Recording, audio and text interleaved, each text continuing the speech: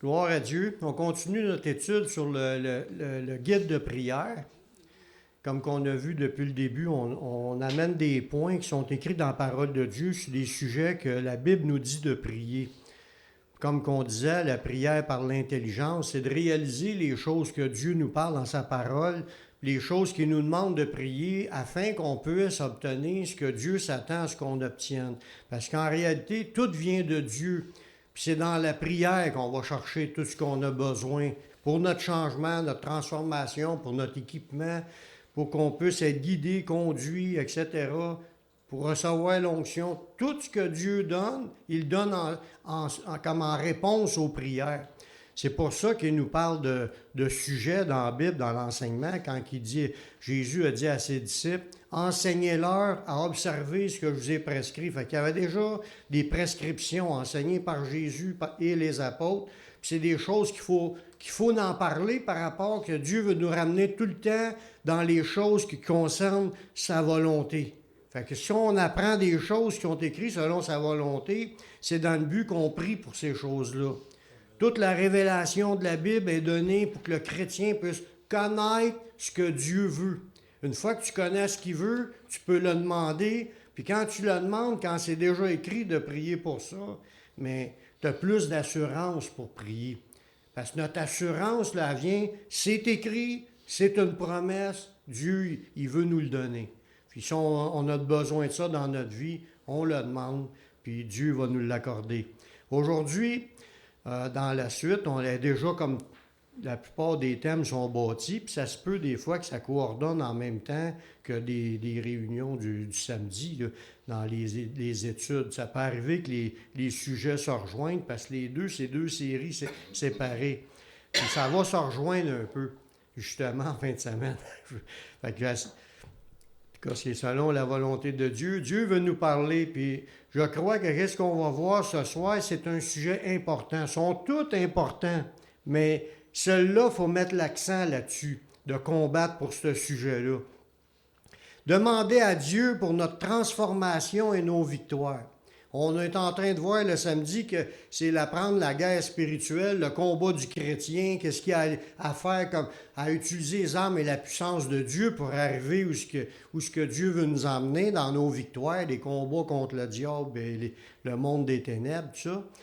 Mais samedi, on va voir aussi, c'est un peu le même sujet qu'on parle ce soir, au niveau de la sanctification.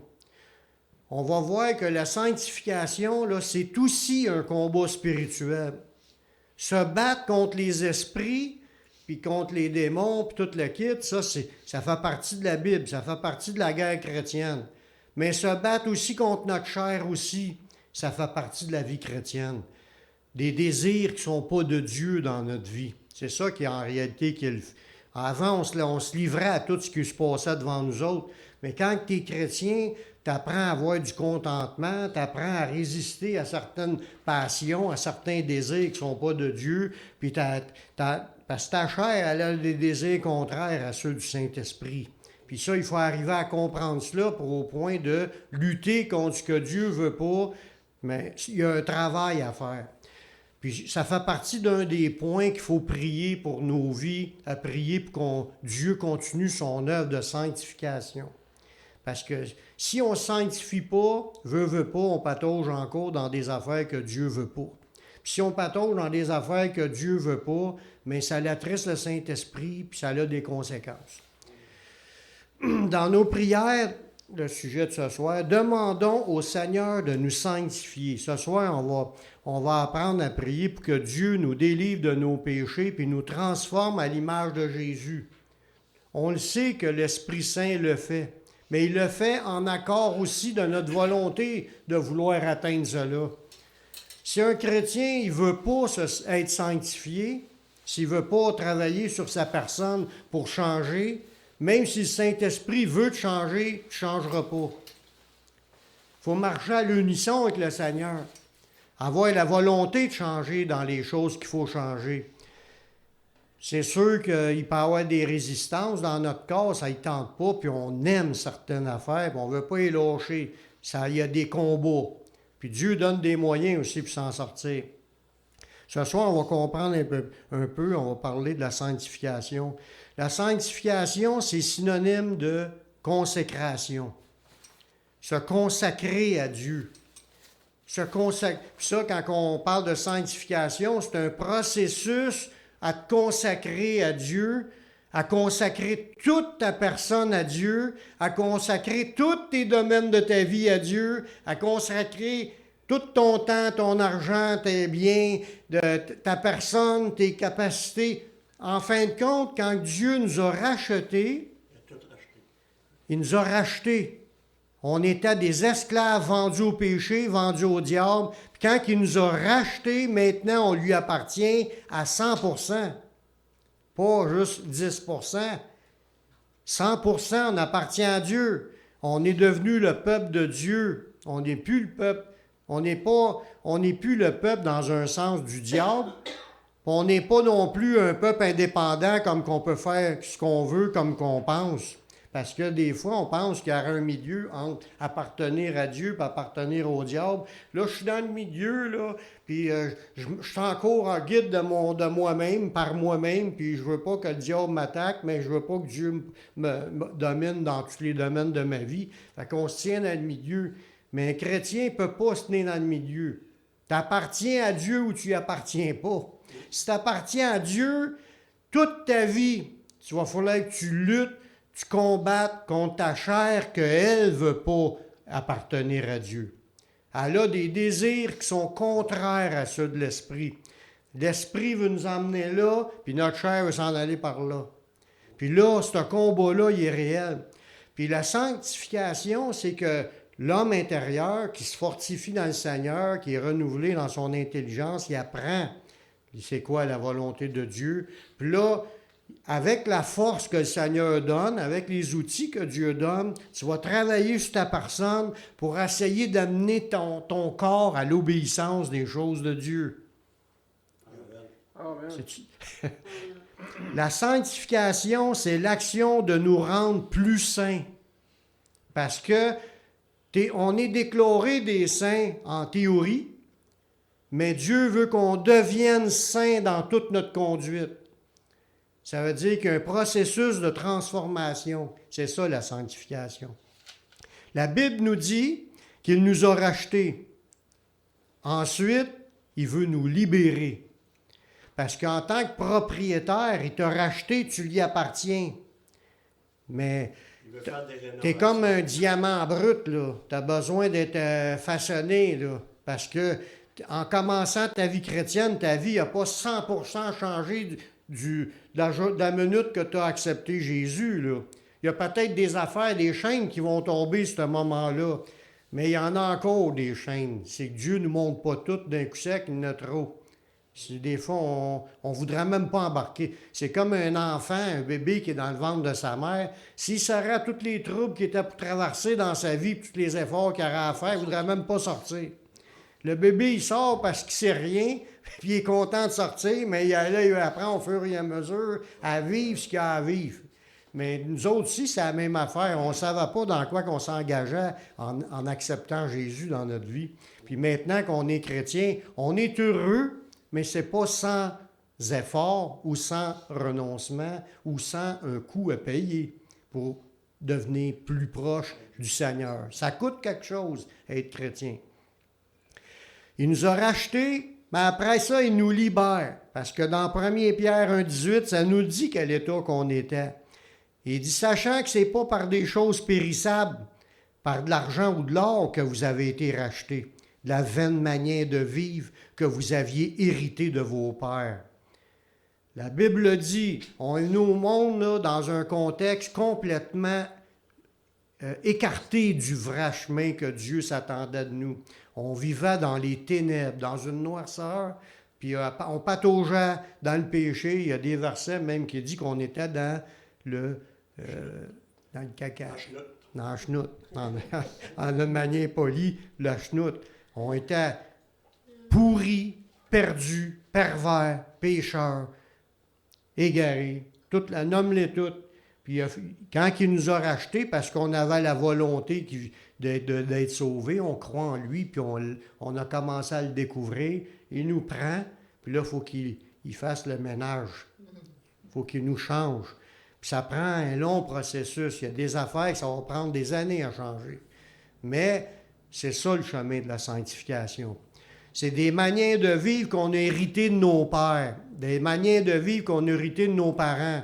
La culture dans laquelle on vit, bien, tu sors comme ça. Si ton père, c'est un voleur, puis plein de stocks volés dans la maison, il y a des grosses possibilités que tu deviennes comme ça, toi, avec. Ou si ton père était drogué, ou s'il était alcoolique, ou s'il était un blasphémateur, peu importe le péché, ou si c'était un infidèle, un adultère. En tout cas, ces esprits-là qui travaillaient sur lui, des grosses chances qui travaillent sur toi, puis tu été tenté dans tout cela. Ça se peut que tu ne sois pas comme eux autres tellement que tu as été martyrisé, puis que tu en es marqué, puis tu ne veux plus être pareil comme lui. Mais en général, on suit les traces de ce qu'on a appris selon notre culture. Ici, on apprend un mode de vie, ici au Québec. Les Québécois, ils sont de telles et telles caractéristiques à cause qu'on est quasiment tous pareils sur des sujets. Tu vois, dans un autre pays, on a une autre culture, ils grandissent différemment, mais ça ne veut pas dire que c'est mieux. À toutes les places, ils sont dans les ténèbres pareil, puis ils ont besoin d'être éclairés par le Seigneur et être transformés. C'est le processus de transformation pour arriver à la stature de Jésus, parce que c'est ça qui est le but. Dans Éphésiens, ça dit « Jusqu'à nous soyons tous parvenus à l'unité de la foi et de la connaissance du Fils de Dieu, à l'état d'homme fait, à la mesure de la stature parfaite de Christ. » Et il dit « Jusqu'à nous soyons tous parvenus. » Puis là, il donne des points où ce qu'on est supposé de parvenir, d'arriver à ce qu'on soit à l'unité de la foi, qu'on connaisse Jésus personnellement, puis qu'on le connaît d'aplomb au point de savoir qu'est-ce qu'il a dit, puis qu'est-ce qu'il nous demande. Puis on devient des hommes faits, on n'est plus des enfants. Oui, quand on accepte Jésus, on est enfant, mais il ne veut pas qu'on demeure des enfants, il veut qu'on devienne des hommes à la mesure de la stature parfaite de Christ. Devenez parfait comme Jésus. Devenez des hommes et des femmes de Dieu, et non pas juste des enfants de Dieu. Il faut qu'il y ait une croissance dans la connaissance, dans la foi, dans les révélations, c'est sûr, puis qu'on devienne solide dans la foi, comme des hommes de Dieu. Tu vois dans l'Ancien Testament, les prophètes ou les grands hommes de Dieu, ils ont vécu des vies, c'était complètement contraire à la vie des gens du monde. C'est le but. Fait que, il y a un processus. Hein, quand j'ai accepté Jésus, je ne connaissais rien là, de la Bible. Là, je ne connaissais rien. Tu ne connais rien. Tu commences à zéro. Au fur et à mesure que tu grandis, tu apprends. On apprend. Tout le monde est en train d'apprendre. Si on est attentif, là, c'est sûr, si on pense aux mouches ou si on pense à notre lunch qu'on va manger après la réunion, c'est sûr qu'on n'apprendra pas grand-chose. Mais si on est attentif, on est là pour apprendre. D'écouter les enseignements, c'est dans le but de bâtir notre foi, qui ne soit pas juste comme un état de croyance, mais une foi, ça se bâtit sur la vérité. Puis comprendre les principes de vérité, ce qui fait de nous, ça nous solidifie. C'est encore le processus à ce niveau-là. Ça prend du temps à grandir. Mais c'est notre chemin. Tous les chrétiens sont appelés à marcher dans la sanctification. Dans 1 Thessaloniciens 4,7, ça dit « Car Dieu ne nous a pas appelés à l'impureté, mais à la sanctification. » Ça veut dire qu'on est... Ah, c'est vrai, j'ai oublié de vous passer les feuilles. Les feuilles sont là, que tu les versants. Bien là, si tu les sors à mesure, c'est bon. 1 Thessaloniciens 4,7. Dieu ne nous a pas appelés à l'impureté, mais à la sanctification. Fait que si on avait une vie impure avant de venir à Jésus, hein, on avait une vie impure avant de venir à Jésus. Là, il nous appelle à sanctifier, ça veut dire à sortir de cette vie impure. Amen.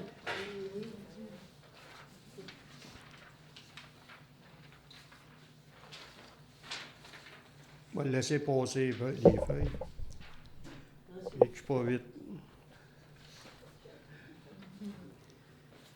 Pas grave. C'est le petit peu que je peux faire. Il y a des défaillances dans ma mécanique. Que voulez-vous? On continue. Tous les chrétiens sont appelés à marcher dans la sanctification. Fait que si on dit, ah oui, le pasteur, lui, non, c'est pas juste le pasteur, tout le monde dans l'assemblée. On devra tous qui entendent ça, là, devra se dire, je dois marcher dans la sanctification. Seigneur, j'ai besoin de changer. J'ai besoin que tu viennes me changer. Ça devient un sujet de prière. Faut que je change. Puis on le sait, les points, quand ils nous demandent quelque chose, qu'ils nous demandent de changer quelque chose, ils nous en parlent. Ça nous revient d'en penser. On est tous comme brassés un peu par ces choses-là tant qu'on n'a pas réussi à avoir la victoire. C'est sûr que Dieu vous parle. C'est sûr que Dieu cherche à vous amener plus loin. Il le fait avec moi, puis il le fait avec tous les chrétiens, parce qu'ils sont tous appelés à la sanctification. Fait que s'il y a des choses qui vous reviennent, puis vous pensez souvent à cette affaire-là, tu peux penser, je suis en train de penser. Non, c'est Dieu qui est en train de te parler. Dieu nous parle dans nos pensées, puis il nous dit telle affaire, mais on pense que ça vient de nous, puis on tasse ça. Mais quand ça revient, c'est parce que c'est lui qui ramène ça. Il nous parle directement intérieurement. C'est pas tout le temps une voix audible que tu entends comme un âme qui vient te parler ou une voix du ciel comme il s'est manifesté quand Jésus se faisait baptiser. C'est pas tout le temps des voix de même. C'est directement dans notre esprit que le témoignage de Dieu se dit. Il nous dit des choses. Puis il veut nous amener à lâcher telle affaire ou à ajouter telle affaire. C'est lui qui veut nous conduire. Puis il faut apprendre à écouter sa voix. Amen. Les chrétiens sont appelés à vivre de plus en plus comme son maître et pour son maître. Parce qu'on veut devenir comme Jésus, mais on veut vivre pour Jésus, afin de lui donner tous les domaines de notre vie. J'en ai entendu un point qui dit, le Seigneur peut guérir ton cœur brisé en autant que tu lui donnes tous les morceaux. Mais c'est une manière de dire que Dieu veut toute ta vie. Il veut mener toute ta vie. Ton temps, tes finances, ta vie familiale, ta vie au travail. Il veut être là, puis il veut agir dans toutes les sphères de ta vie. Puis il faut apprendre à lui remettre tout à mesure, puis lui donner, puis demander de l'aide, puis de lui remettre ça entre ses mains. Au niveau de la sanctification, dans l'Apocalypse 22, 11, ça nous dit que celui qui est injuste soit encore injuste, et celui qui est souillé se souille encore. Et que le juste pratique encore la justice, et que celui qui est saint se sanctifie encore. Fait qu'on voit là-dedans, quand tu es saint, il y en a qui s'arrêtent à dire « moi je suis saint, Jésus m'a pardonné tous mes péchés quand je me suis converti. » Ça, c'est juste pour... Il t'a pardonné du passé. Mais là, tu continues ta vie, tu en fais d'autres. Tu as plein d'autres points dans ta vie. Il faut t'apprendre à y remettre dans ses mains, puis que lui, il faut qu'il te les pardonne, mais il faut aussi qu'il veut changer ces choses-là. Il y a un processus qui est commencé. Il a entrepris à faire de toi un diamant bien découpé, une pierre précieuse pour lui. Il apprend l'état brut, puis il la transforme pour nous amener à être comme Jésus. Je sais que des fois, pour certaines personnes, je n'y arriverai jamais. Oui, c'est vrai, tu n'y arriveras pas. Mais Dieu, lui, est capable. Tout est possible à Dieu. Jésus a dit à ses disciples, tout disciple accompli sera comme son maître. Ça veut dire qu'on est appelé à le devenir. Fait qu'on vise à le devenir, mais le véritable accomplissement d'être 100% comme Jésus, ça va être à la résurrection. Avant ça, je serais très étonné que vous soyez comme Jésus avant qu'il revienne nous chercher. Parce que notre corps, tu peux avoir des points que tu gagnes dans ta vie, tu sais plus. Là, tu n'as plus de goût de telle affaire que tu faisais. Il y a des affaires qui changent. Puis à un moment donné, tu te laisses aller un peu, tu n'es plus dans la prière, tu ne cherches plus autant à ce que Dieu qu'on te garde et qu'il te change. Puis à un moment donné, les choses reviennent. Fait que ça chasse le naturel puis revient au galop. C'est pas écrit dans la Bible, mais ça a une vérité. Ça a une vérité. Tu vas avoir à résister toute ta vie. Tu vas avoir à combattre toute ta vie contre tes œuvres de ta chair. Pourquoi? Parce qu'on la traîne avec nous. Mais on va voir samedi dans l'étude sur le combat spirituel que Dieu nous a donné des connaissances, des armes, puis de la puissance de Dieu pour combattre notre chair. On ne combat pas avec notre propre chair, combattre notre chair. En se disant, « Oh, il ne faut plus que je fume, il ne faut plus que je fume. » Bien, tu te concentres, tu peux continuer à fumer, mais le Seigneur, s'il agit dans ta vie, tu peux être délivré de la cigarette juste d'une shot. Ping, tu n'as plus le goût. Ça ne veut pas dire que tu n'auras pas d'autres tentations de recommencer. Il faut que tu sois sur tes gardes toute ta vie. La recherche de la sanctification, ce n'est pas une option, elle est obligatoire pour voir le Seigneur dans l'Église, puis le voir aussi à la fin de notre vie. Parce que là, regardez le prochain passage dans Hébreux 12, 14, ça dit « Recherchez la paix avec tous et la sanctification, sans laquelle personne ne verra le Seigneur. » Si tu vis dans le péché et dans la débauche, tu ne verras pas le Seigneur.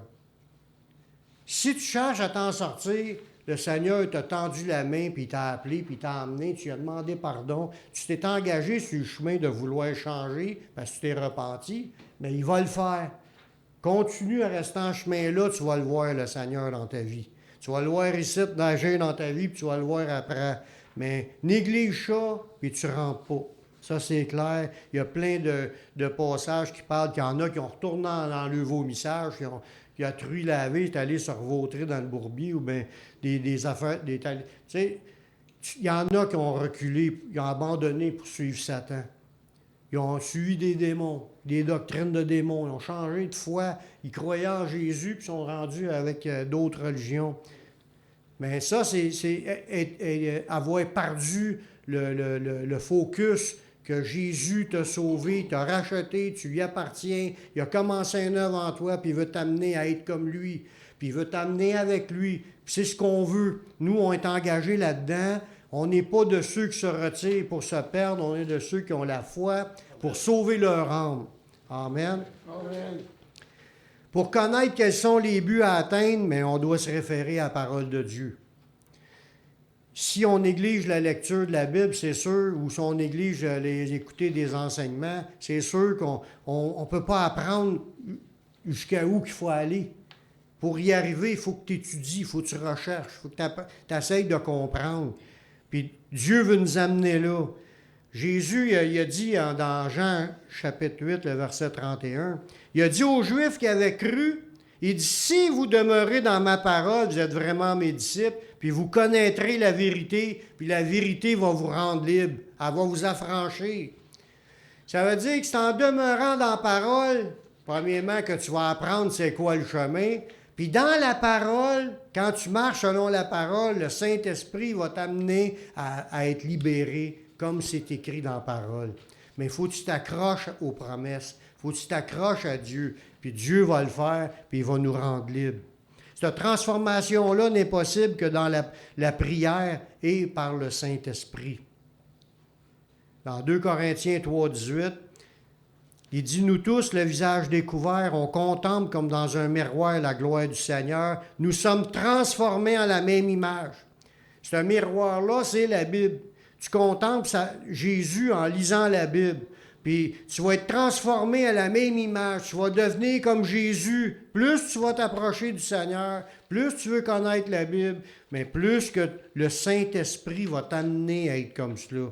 C'est de gloire en gloire, comme par le Seigneur, l'Esprit. C'est l'Esprit qui fait le travail. Fait que restons accrochés au Seigneur, prions que Dieu vienne faire son œuvre. Quand tu pries pour ça, tu es en train de démontrer au Seigneur que tu veux changer. Puis là, le Seigneur va continuer son cheminement. La parole de Dieu nous parle de péchés qui sont commis, puis des péchés par omission, c'est des péchés, à chaque fois qu'on n'a pas fait ce qu'on devait faire, c'est des péchés. Comme c'est écrit dans Jacques 4, 17, « Celui donc qui sait faire ce qui est bien et qui ne le fait pas, commet un péché. » C'est des péchés par omission. Mais des péchés qu'on en fasse des désobéissances réelles ou des choses qu'on aura dû faire, C'est des choses qui déplaisent à Dieu. Puis il faut qu'on arrive à être des gens qui sont obéissants à la parole de Dieu. Il y a beaucoup de choses mauvaises qui proviennent de notre manière de vivre qu'on a hérité selon notre culture. Là. C'est comme je disais tantôt dans le passage. Mais le Seigneur, il nous connaît, puis il est capable de nous amener où ce qu'il veut nous amener. C'est en s'accrochant à lui, dans la prière, puis il demandait de l'aide. Parce que quand tu réalises quelque chose là, dans ta vie qu'il doit être changé, il faut que tu en parles au Seigneur. Parce que c'est le Saint-Esprit qui va te changer. C'est pas ta femme, même si tu en parles à ta femme, ça ne changera pas. Même si tu en parles à ton enfant ou tu en parles à ton pasteur, ça ne changera pas. C'est en parlant à Dieu. Tu y parles de tes problèmes. Tu l'avoues à Dieu, Seigneur, j'ai tel problème, puis j'ai besoin d'aide. Puis là, le Seigneur va entreprendre dans ta vie. Dans la sanctification, Dieu veut nous amener dans sa culture à lui. Parce qu'avant, on a hérité une culture qui venait de nos ancêtres, selon le contexte qu'on vit. On a vécu une vaine manière de vivre, on était perdus. Maintenant, tu arrives en Jésus, tu as une nouvelle culture, un nouveau mode de vie, tu as un nouveau environnement qui est autour de toi. Comme juste le fait d'être réunis, là, puis parler de la Bible ensemble, puis prier, puis louer le Seigneur, c'est un nouvel environnement. On n'avait pas ça avant. Mais quand tu es à cette heure qu'on a accepté Jésus, on a un nouvel environnement qui a une influence sur nous. Puis les enseignements, la morale, tous les principes de Dieu qu'on apprend, c'est des nouvelles choses qui nous sont démontrées, qui nous entourent, qui nous enveloppent. Puis c'est comme une autre culture, la culture de Dieu. On embarque dans la sphère de la volonté de Dieu. Quand on embarque là-dedans, il se passe des miracles, même si on ne les voit pas. Il y a des choses qui changent dans notre vie, des fois qu'on ne s'en aperçoit pas, qu'est-ce qui s'est produit, puis c'est Dieu qui agit. Dieu il agit infiniment au-delà de ce qu'on peut demander et penser. Il fait que tu es en cheminement, puis il y a des affaires qui changent dans ta vie parce que tu es dans la culture, tu es comme environné de la présence de Dieu avec sa parole, puis l'effet de ce qu'on se parle les uns les autres, puis les prières. Il y a quelque chose qui se passe que tu es transformé. C'est ça de la sanctification, par la puissance de Dieu. Il nous enseigne à faire et à ne pas faire certaines choses, puis on arrive à marcher selon sa volonté, dans chaque point, un par derrière l'autre. Dans Éphésiens 6,6, ça dit, non pas seulement sur les yeux quand on fait quelque chose, comme pour plaire aux hommes, mais comme des serviteurs de Christ qui font de bon cœur la volonté de Dieu. À un moment donné, là, tu as à cœur d'obéir à Dieu. Au début, tu es sauvé, tu es content, tu ne comprends pas, tu forces même pour essayer de faire plaisir à Dieu, tu apprends. Mais à un moment donné, dans ta vie chrétienne, tu veux faire la volonté de Dieu. Quand tu es bien entouré, tu es réveillé, tu es dans l'esprit de Dieu, tu veux obéir. Quand tu fais de quoi de travers, tu n'aimes pas ça. Je pense pas que les chrétiens matures là, peuvent aimer mal faire. Des fois, ça arrive qu'on fait mal faire, qu'on dit une parole là, qu'on n'aurait pas dû dire, qu'on a manqué l'occasion de se taire. Mais quand c'est arrivé, on le regrette. Ça nous revire à l'envers. On va même demander pardon. On veut que ça change. Mais le Saint-Esprit va nous amener pour un point qu'on veut faire la volonté de Dieu. C'est ça qui fait plaisir à Dieu. La sanctification comprend aussi de se décharger sur lui de tout ce qui peut nous ralentir. Dans notre vie chrétienne, il y a des choses qu'on fait qui ne sont pas nécessairement mal. Parce que la Bible a dit, tout m'est permis, mais tout m'est pas utile. Tout est permis, mais tout n'édifie pas. Il y a des choses qu'on fait, qu'on traîne, qui sont peut-être permis, mais ce n'est pas obligatoire qu'on fasse ça. Puis ça ne nous édifie pas, puis c'est pas utile pour notre vie chrétienne. Fait que dans la sanctification, Dieu va nous amener même dans des points comme cela, des choses à changer, parce qu'il veut que tu aies plus de temps encore dans les choses du Seigneur. Quelqu'un je donne par exemple qu'on passe nos grandes journées devant TV, c'est sûr que c'est peut-être permis de l'écouter, mais c'est pas utile. Tu peux l'écouter pour te détendre, t'es fatigué, tentes plus de rien faire à un moment. Je dis pas à 100% non, mais c'est sûr qu'on s'endort spirituellement, puis on se refroidit parce qu'on n'est pas dans les choses de Dieu. Pendant 1 heure, 2 heures, 3 heures, 5 heures, 5 heures par jour. Puis il y a 5 minutes de lecture de la Bible, puis de prière, puis 5 heures de TV. C'est sûr que ça a une influence négative sur nous. 5 heures. 5 heures, 5 heures. C'est vrai.